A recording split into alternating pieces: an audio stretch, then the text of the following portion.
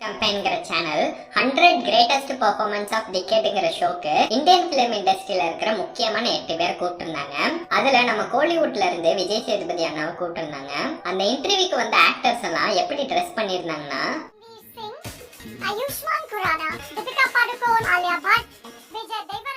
But நம்ம விஜய் சேதுபதி அண்ணா எப்படி வந்திருந்தாருன்னா,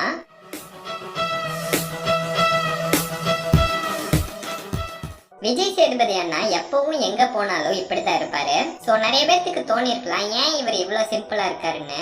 but அந்த கேள்விக்கு விஜய் சேதுபதி அண்ணாவே ஒரு டைம் நியானான ஷோக்கு வந்தப்ப ஆன்சர் பண்ணாரு. நான் விஜய் சேதுபதி அப்ரிஷியேட் பண்றதுக்காக இந்த கேள்வி கேட்கல, நான் கவனிச்ச வரைக்கும் ஏன் எப்போதுமே ஒரு சிம்பிள் ஃபோக்காவே எடுத்து பாக்குறேன். நான் சிம்பிளாலாம் இல்ல, நான் கெத்தா தான் இருக்கேன். சிம்பிளா தெரிஞ்சு வெளியே என்ன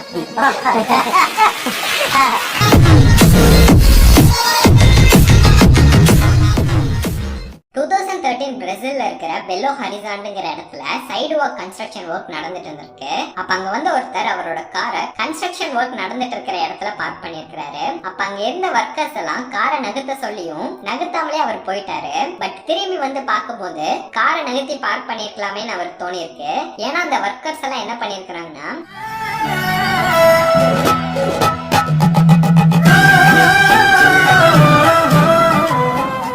2017 விகடன் அவார்ட் ஃபங்க்ஷன் நடந்துச்சு. அதுல பெஸ்ட் வில்லன் அவார்ட் வேதாவா நடிச்ச விஜய் சேதுபதி அண்ணாக்கு கிடைச்சது.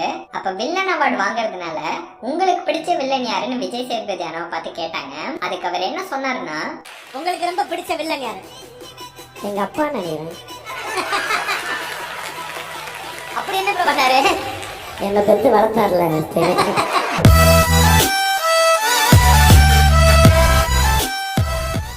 இவங்க பேர் ஜூலியா ராபர்ட்ஸ். இவங்க ஒரு அமெரிக்கன் ஆக்டர். இவங்க இப்ப வரைக்கும் பெஸ்ட் ஆக்டிங்காக 3 கோல்டன் குளோபல் அவார்ட் வாங்கியிருக்காங்க. இவங்கள பார்த்ததும் உங்களுக்கு பளிச்சுன்னு தெரியறது இவங்களோட பல்லாதான் இருக்கும். ஏன்னா இவங்களோட மொத்த அழகையும் கொண்டு வந்து அந்த ஸ்மைல்ல நிறுத்தி இருக்கிறேன்னு சொல்றாங்க.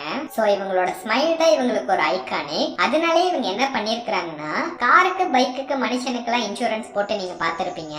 ஆனா இவங்க ஒரு படி மேல போய் இவங்க பல்லுக்கும் ஸ்மைலுக்கும் இன்சூரன்ஸ் போட்டிருக்காங்க. அதுவும் எத்தனை ரூபாய்க்கு இன்சூரன்ஸ் போட்டிருக்காங்கன்னா $30 மில்லியன், அதாவது 218 கோடி.